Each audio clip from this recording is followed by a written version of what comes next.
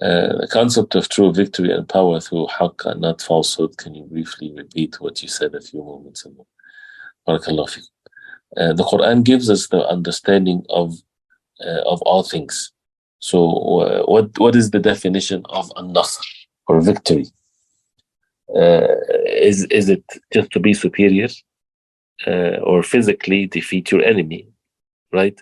But when we look at the overall picture, and also what An-Nasr means in the Quran, the overall picture, if a person is upon falsehood and he becomes victorious physically, that's a punishment. Why? Because a person would more likely continue to be upon falsehood, because he would see that his falsehood now paid off or something of that nature.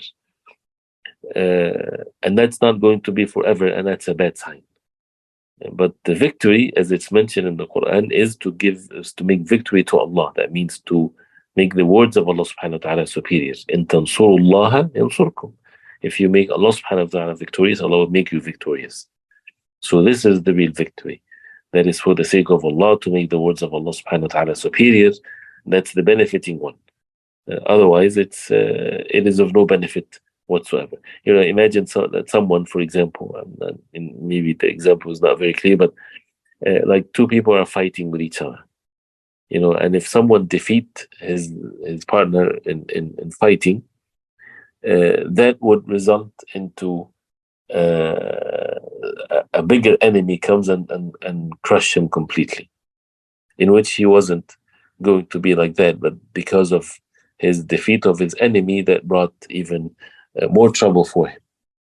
So to be upon falsehood and then calling it victory, that's not victory. The victory is by Allah subhanahu wa ta'ala. An-Nasr illa min indillah. An-Nasr, victory, is from Allah. So you can name it something else. So from falsehood, people of falsehood, that they become apparent over or whatever, but they're not victorious. They become a trial, they become a test, they become a fitna for the believers, but they're not victorious, because victory is by Allah and none else. So it's not called victory because it would lead them to the hellfire.